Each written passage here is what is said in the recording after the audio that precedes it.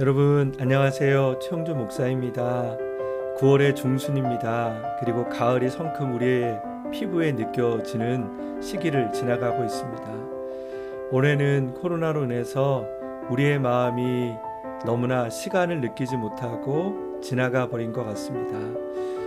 상반기에도 여러분과 함께 성경 공부나 또 신방을 통해서 여러분과 함께 할 수 있는 시간이 있어야 됐는데 그런 시간 없이 2학기가 되어버렸습니다. 그래서 제가 2학기에는요 우리 순장님들에게 부탁을 드려 우리 공동체 모든 식구들과 함께 이렇게 성경 공부를 했으면 좋겠다라고 말씀을 드렸습니다. 원래 OBC는 숙제도 많고요. 그리고 여러분 해야 될 것들이 많기 때문에 바쁠 때는 못하는 게 OBC죠. 하지만 이번 OBC는요 숙제가 없습니다. 여러분이 저의 강의를 듣고요. 그리고 소그룹에서 여러분의 순모임에서 나누만 하면 되겠습니다. 이렇게라도 제가 OBC를 여러분이 듣길 원하는 것은 먼저는 저와 함께 하나님의 말씀을 나눌 수 있는 기회를 갖길 원하고요. 두 번째는 이번 코로나를 지나가면서 정말 우리의 본질이 복음인데 복음에 대해서 생각해보는 시간을 갖고자 이번 OBC를 함께하게 됐습니다.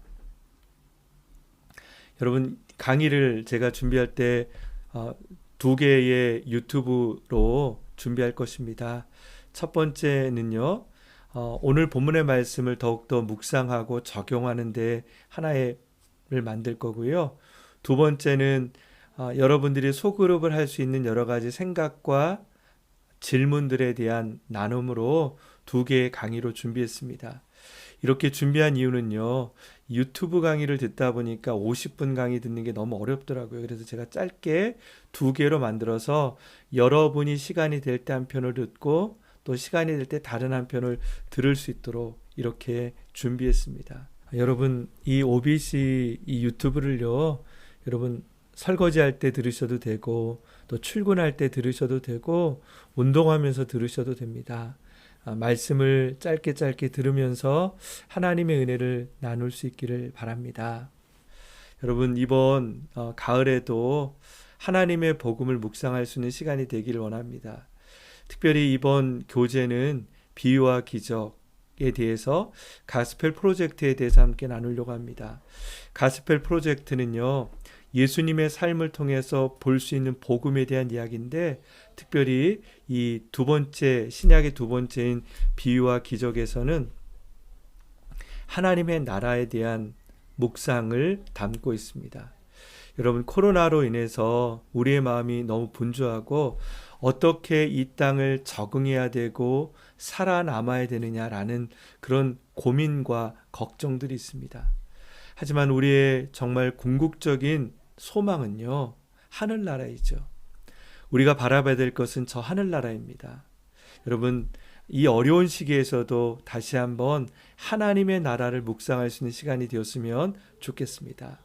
먼저 차례를 보면요, 오늘 우리가 배우는 비유와 기적에는 6개의 비유와 그리고 7개의 기적이 담겨져 있습니다. 우리가 성경을 통해서 설교를 통해서 너무 많이 접했던 사건들입니다. 하지만 다시 한번 이 코로나 시대 가운데서 이 말씀을 묵상하면서 그 말씀 속에 주님이 우리에게 주고자 하셨던 복음의 메시지를 다시 한번 느끼는 시간이 되길 원합니다. 여러분의 책 뒤편에 보면 부록이 있는데요. 부록 3에 보면 하나님의 나라 비유가 있고요. 그리고 부록 4에는 예수님의 기적에 대한 내용을 담고 있습니다. 여러분 이 부록 3과 4가 예수님께서 말씀하신 비유와 기적을 모두 다 담고 있지는 않지만 우리가 다룰 내용들에 대해서 요점을 담고 있습니다. 여러분이 먼저 오늘 말씀을 공부하기 전에 한번 참조해 보시면 좋겠습니다. 이제 그럼 1과 씨 뿌리는 자 비유에 대해서 함께 나눠보도록 하겠습니다. 씨 뿌리는 자의 비유에 대해서 우리가 너무나 잘 알고 있습니다. 씨 뿌리는 자를 통해서 복음이 우리의 마음의 밭에 어떻게 심겨지는지 여러 사람이 복음을 받아들이는 그 태도에 대해서 우리 일과는 우리에게 다시 한번 가르쳐 주고 계십니다. 오늘 비유와 기적에 대한 말씀을 하기 전에 이 비유를 어떤 시각으로 보아야 되는지에 대해서 생각해 보겠습니다. 바로 그것이 15쪽 첫 번째 질문입니다. 예수님께서 말씀하신 이야기와 기적과 비유를 어떤 시각으로 바라보아야 할까요? 물론 구약에서 비유는 문학적인 양식으로 무엇을 잘 설명하기 위해서 쉽게 풀기 위해서 쓰는 것이 비유였습니다. 성경 신약에서는요, 예수님의 복음서에서는 48번 사용했는데 그 가운데는 구약에서 사용하는 것처럼 무엇을 쉽게 설명하는 그런 비유법도 있지만 또 다른 용법은 수수께끼와 같은 비유도 있습니다. 바로 그것이 마가복음 4장 11절 말씀에 나와 있습니다. 예수께서 대답하셨습니다. 너에게 하나님 나라의 비밀을 아는 것이 허락됐으나 다른 사람들에게는 모든 것을 비유로 말한다. 여러분, 이 말씀을 따라 보면 비유는 수수께끼와 같고 비유를 알기 위해서는 어떤 툴이 필요하다라고 느껴집니다. 이것을 근거로 어떤 이단에서는요, 비유를 해석하려면 특별한 사전이나 계시가 필요하다라고 말합니다. 물론 여러분, 복음은 특별 계시입니다. 하나님께서 우리에게 주신 특별 계시로 복음이 우리에게 온 것이죠. 하지만 그 예수님의 특별 계시를 잘 이해하는 것은요, 어떤 신비한 사전이 아니라 예수님께서 살아오신 그분의 삶을 통해 우리는 주님의 비유를 이해할 수 있습니다. 주님께서는 이 땅 가운데 오셔서 하나님의 나라를 선포하셨습니다. 하나님의 나라를 꿈꾸게 하신 것이죠. 그리고 그분께서는 한 영혼을 위해서 이 땅을 살아가신 것입니다. 바로 그것이 복음이고요. 복음을 잘 이해할 때 비유도 올바르게 해석할 수 있습니다. 왜 예수님께서 씨 뿌리는 자의 비유를 들려주셨는지를 알 수 있는 힌트가 마가복음 4장 1절 말씀에 나와 있습니다. 제가 한번 읽어보겠습니다. 예수께서 다시 호숫가에 가르치기 시작하셨습니다. 수많은 사람이 예수 주위에 모여들었기 때문에 예수께서는 호수에 배를 띄우고 배에 올라 앉으셨습니다. 사람들은 모두 호숫가를 따라 앉아 있었습니다. 아멘. 오늘 이 말씀이 들려진 곳은요, 가버나움 부근에 있는 갈릴리 호숫가였습니다.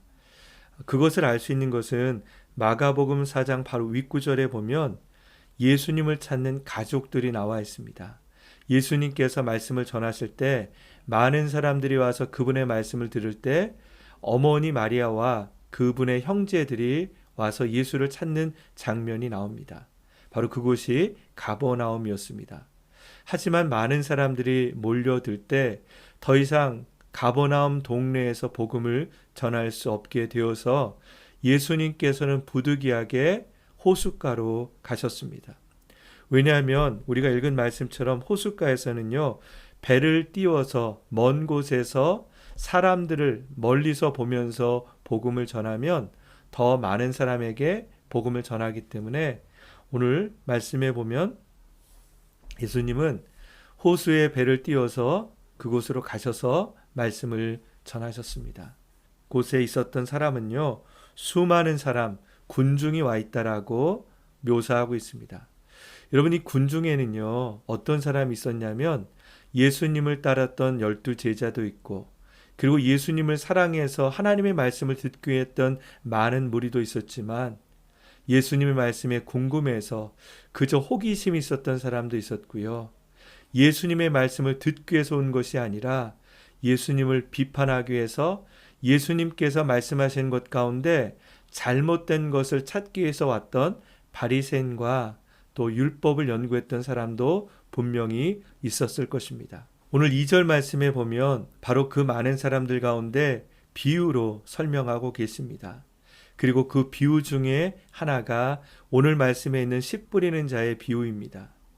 만약에 예수님께서 이 씨 뿌리는 자의 비유를 말씀하지 않으시고 그저 분명하게 천국을 받아들이는 사람과 그렇지 않은 사람을 분명하게 말하시면서 너는 천국을 받아들이지 않는다라고 말했다라면 그들은 어떻게 반응했을까요? 아마 예수님을 당장에도 돌로 쳐 죽이려고 했을 것입니다. 그러나 주님은 당신의 때가 되지 않았기 때문에 그들에게 비유를 통해서 자신의 삶을 돌아보며 천국의 복음을 들을 수 있는 기회를 주신 것입니다. 우리 이제 한번 4가지 땅에 대해서 묵상해 보겠습니다. 이 4가지 토양을 묵상해 보면서 과연 나는 어떤 사람인가를, 또 코로나 시대 가운데서 나는 어떤 땅이 되어가고 있는지를 한번 묵상해 보길 원합니다. 말씀을 먼저 읽겠습니다. 마가복음 4장 3절 4절 말씀입니다. 잘 들으라. 어떤 농부가 씨를 뿌리러 나갔다. 그가 씨를 뿌리고 있는데 어떤 씨는 길가에 떨어져 새들이 와서 모두 조아 먹었다. 14절 15절 말씀입니다. 씨를 뿌리는 농부는 말씀을 뿌리는 사람이다. 말씀이 길가에 뿌려졌다는 것은 이런 사람을 두고 하는 말이다. 그들은 말씀을 듣기는 하지만 곧 사탄이 와서 그들 안에 뿌려진 말씀을 가로채 간다. 아멘. 저는 오늘 이 말씀을 읽으면서 이해가 되지 않는 것이, 원래 씨는 밭에 뿌려져야 하는데 왜 오늘 이 농부는 밭이 아니라 길가에 씨를 뿌렸을까라는 것이 첫 번째 이해가 되지 않았습니다. 이스라엘은요, 우리나라 밭과 같지 않았습니다. 정해진 곳에 밭이 있는 것이 아니라 모든 곳이 밭처럼 사용했습니다. 그런데 그 밭 가운데 사람들이 많이 다니면 그곳에 길이 나는 것이죠. 그래서 밭과 길이 같이 있는 것이 이스라엘 밭이었습니다. 원래 씨앗이 자라나려면 땅에 심겨져야 하죠. 그리고 어느 정도 심겨졌을 때 뿌리가 자라나면서 싹을 돋게 되는 것입니다. 하지만 길가에 심으면 길이 너무 단단해서 땅에 심겨질 수가 없죠. 바로 그때 새들이 날라와 그 씨를 조아 먹어버리게 되는 것입니다. 여러분, 이런 땅은요, 절대로 씨가 자라날 수 없는 땅입니다. 오늘 예수님께서 말씀하시는 무리 중에는 이런 분들이 있었을 것입니다. 하나님의 복음을 절대 들으려고 하지 않았던 무리들, 그리고 그들은 스스로가 옳다라고 말하면서 자기의 가치를 듣고 예수님을 판단하며 비판했던 아마 그들이 길가에 심겨진 씨가 아닌가 생각합니다. 그들의 마음속에는 하나님의 복음을 생각하는 것이 아니라 오히려 복음을 정죄하려고 하고 그들의 삶에는 복음보다 더 중요한 가치들이 있는 것이죠. 그래서 복음이 그 사람의 마음에 심겨지지 못한 것입니다. 거기에 질문이 있습니다. 복음을 읽거나 듣고 받아들이는 마음의 특징은 좋은 밭이 되는 것이죠. 여러분, 이 말씀은 신명기 쉐마를 떠올리는 선포이기도 합니다. 들으라 라는 것은요, 단순하게 도덕적으로 선한 사람이 되라, 어떤 윤리적인 사람이 되라라는 말씀이 아닙니다. 좋은 땅이 된다라는 것은 하나님의 복음에 대해서 반응하는 것, 바로 그것이 좋은 땅이 되는 것입니다. 그리고 두 번째 질문은 복음을 이해하는 마음이 있는 사람이 얻을 수 있는 것은 무엇입니까? 여러분, 복음은요, 우리에게 굿뉴스로 하나님의 비밀을 말씀하시는 것이지만 또한 그것 속에서 우리의 삶에 하나님의 능력을 주는 것입니다. 오늘 말씀에 나와 있는 이 밭이라는 것은 그 밭 가운데 있었던 길을 의미합니다. 어떤 씨앗이 그 길 위에 뿌려진 것입니다. 여러분, 그런데 길이라는 것은 너무나 단단해서 씨가 그 안에 심겨질 수가 없는 것이죠. 그래서 그 씨가 심겨지지 않았는데 그 씨를 새가 먹어버립니다. 예수님께서 그것을 가리켜서 그들은 말씀을 듣기는 하지만 곧 사탄, 새가 사탄이라고 주님은 말씀하셨죠. 사탄이 와서 그들 안에 뿌려진 말씀을 가로채 간다. 오늘 무리 중에는요, 예수님의 말씀을 듣지만 길과 같은 마음의 밭을 가져서 그 복음이 심겨지지 못한 사람도 있었습니다. 그들의 마음에 심겨지지 않고 사탄이 그것을 가로채 듣지 못하게 하는 그런 사람이 있었을 것입니다. 아마 예수님의 말씀을 듣는 사람들 중에는요, 이렇게 길가에 심겨진 씨앗과 같은 분이 계셨을 것입니다. 그들은 하나님의 복음을 들었지만 그 복음을 받아들일 준비가 되어 있지 않았습니다. 오히려 강팍하게 예수님을 정죄하고 예수님께서 전한 그것을 가지고 예수님을 모함하려는 아마 그런 사람들이 있었을 것입니다. 예수님께서는 그들을 향하여서 들을 귀가 있는 사람은 들을지어다 라고 하며 그들이 회개하길 원하셨습니다. 여러분, 강팍한 사람에게 중요한 것은요, 그 땅을 기경하는 것입니다. 그 땅을 기경해서 그 땅이 다시금 하나님의 복음을 받아들일 땅으로 변화되는 것이 필요하죠. 현대에도 이렇게 길가에 심겨진 씨앗과 같은 분들이 있습니다. 그들의 마음은 단단하게 굳어서 하나님의 복음을 좀처럼 받아들이지 못하죠. 자신의 일에 바쁘게 살아가는 현대인들, 또한 너무나 많은 지적인 것으로 채워 오히려 그 지적인 것 때문에 하나님의 복음을 받아들이지 못하는 분들이 있습니다. 아마 우리의 가족 중에도 복음을 전하지만 여전히 마음이 강박해서 복음을 듣기를 거부하는 우리의 친척들도 있죠. 여러분, 중요한 것은 그들을 향하여서 농부 되신 하나님께서 복음의 씨앗을 뿌리고 계시다는 것입니다. 두 번째는 돌밭과 피상적인 마음입니다. 마가복음 4장 5절 6절 말씀을 읽겠습니다. 어떤 씨는 흙이 많지 않은 돌밭에 떨어졌는데 흙이 얇아 싹이 금방 돋았지만 해가 뜨자 그 싹은 말랐고 뿌리가 없어서 시들어 버렸다. 16절 17절 말씀입니다. 이와 마찬가지로 말씀이 돌밭에 떨어졌다는 것은 이런 사람을 두고 하는 말이다.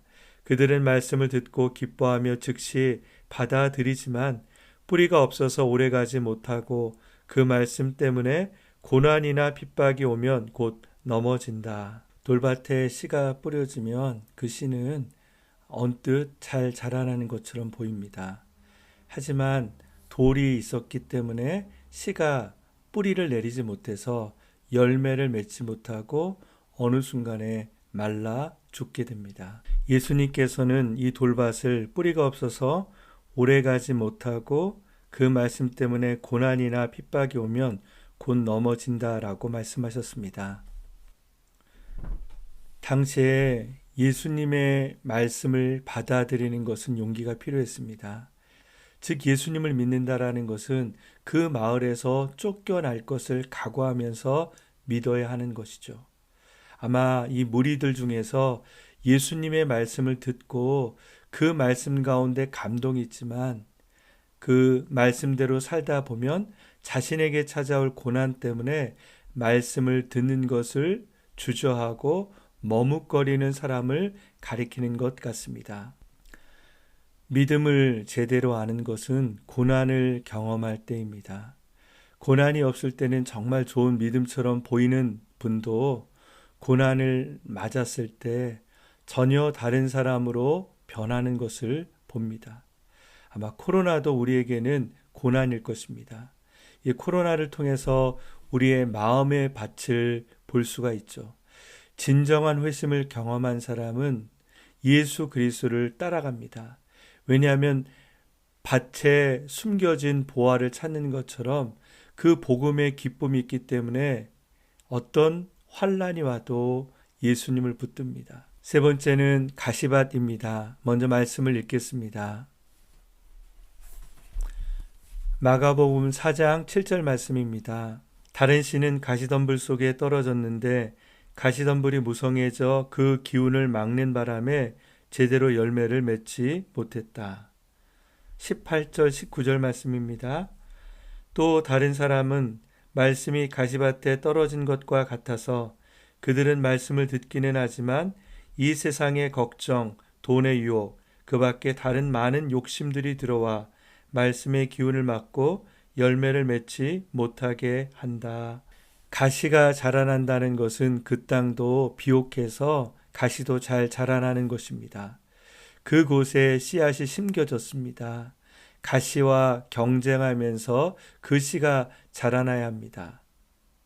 오늘 말씀에서 예수님은 그 가시가 돈의 유혹과 세상의 유혹이라고 말씀하십니다.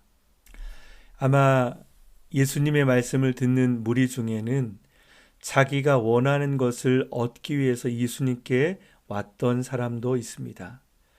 자신의 병을 고치기 위해서 예수님을 통해서 자기에게 어떤 이익이 있을까 온 사람도 있었을 것입니다. 이들은 잘 살고 싶은 욕망도 있고 또 성공하고 싶은 욕망도 있습니다. 그런 마음으로 예수님을 따르기 때문에 예수님을 통해서 자신의 성공을 추구하고 자신의 행복을 추구하는 것이죠. 이것을 가리켜서 기복신앙이라고도 말합니다.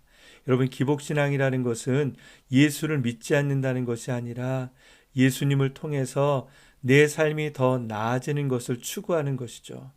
물론 하나님께서는 우리에게 더 좋은 것들을 주길 원하시고 우리의 삶 속에 더 많은 복을 누리기를 원하십니다.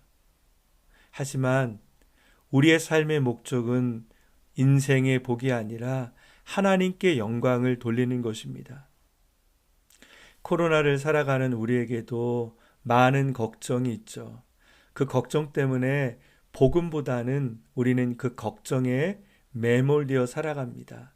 또한 우리에게는 더 다른 사람보다 잘 살고 싶은 욕망이 있습니다. 그 욕구로 인해서 하나님의 나라가 아니라 이 땅의 소망을 바라보며 살아갈 때가 있죠. 여러분, 하나님께서 우리에게 주셨던 것은요, 이 땅의 삶을 바라보는 것이 아니라 하늘의 소망을 바라보는 삶을 살라라고 말씀하십니다. 저와 여러분의 삶 속에 있는 많은 가시떨기가 사라지기를 원합니다. 우리가 정말 하나님께서 주시는 그 복음의 씨만 자라나는 그런 땅이 되었으면 좋겠습니다. 이제 마지막 땅, 좋은 땅을 보겠습니다. 마가복음 4장 8절 말씀입니다. 또 다른 씨는 좋은 땅에 떨어져 싹이 나고 잘 자라서 30배, 60배, 100배의 열매들을 맺었다. 20절 말씀입니다.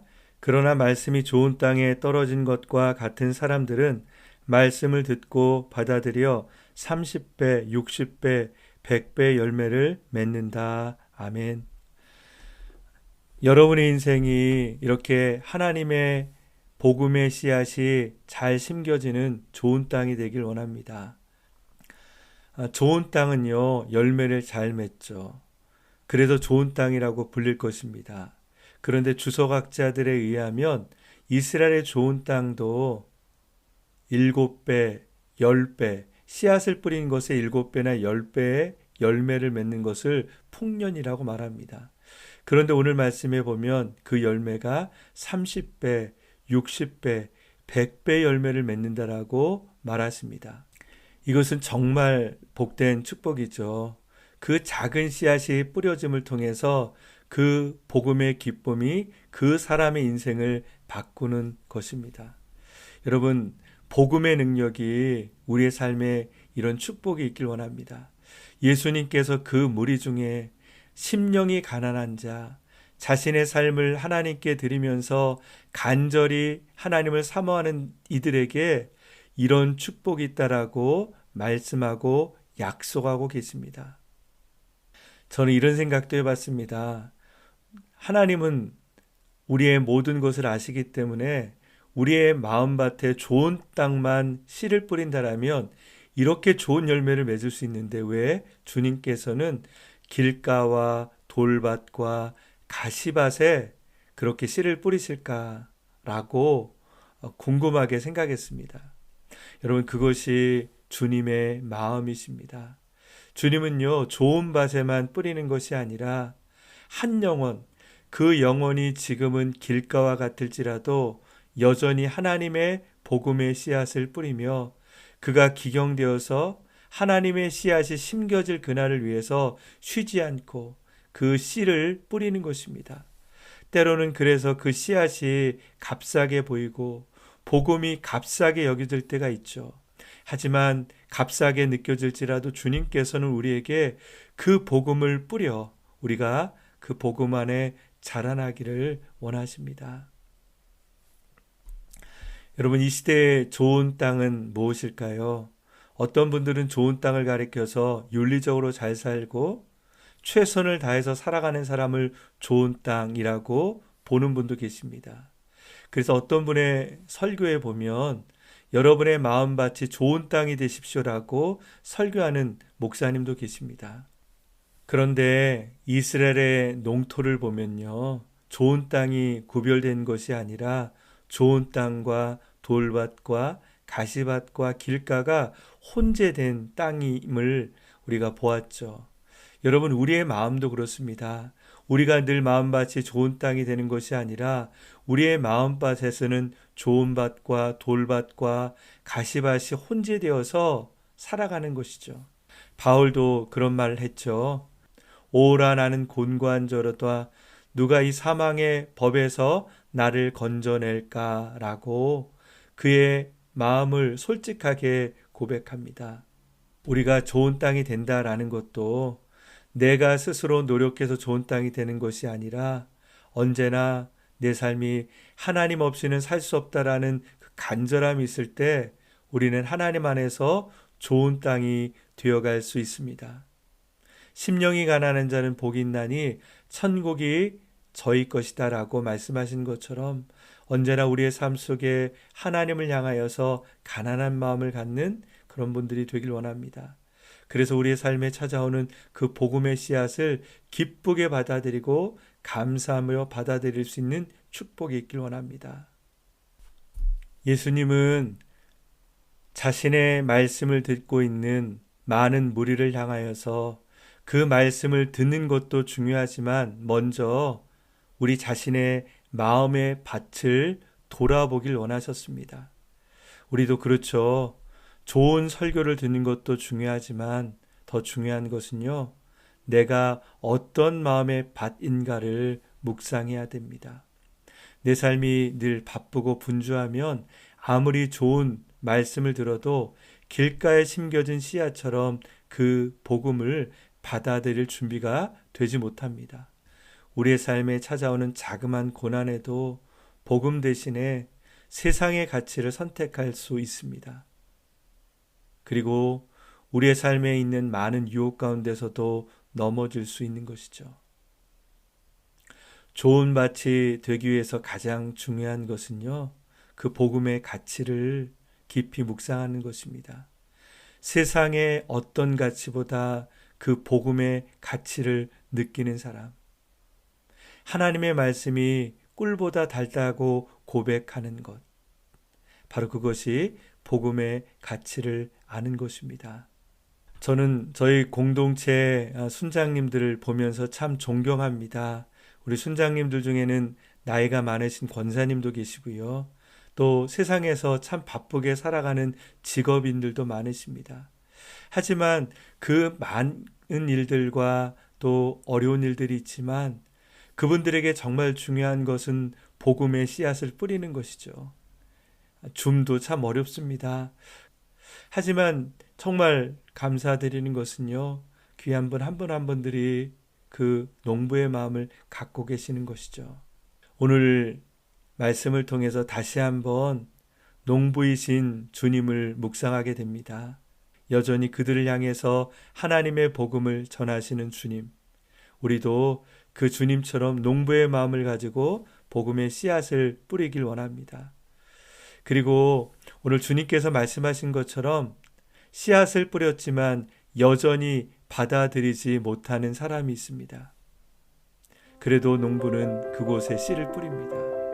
여러분, 어느 날 비가 오면 천수답처럼 하늘에 비가 오면 그 굳었던 땅이 촉촉해질 것입니다. 그때 우리가 심겼던 씨앗이 자라나게 될 것입니다. 사랑하는 여러분, 그분을 자라나게 하는 것은 우리의 영역이 아닙니다. 오직 하나님의 영역입니다. 우리의 삶에 복된 은혜를 가지고 언제나 농부처럼 씨앗을 뿌릴 수 있는 저희가 되기를 주의 이름으로 축원합니다.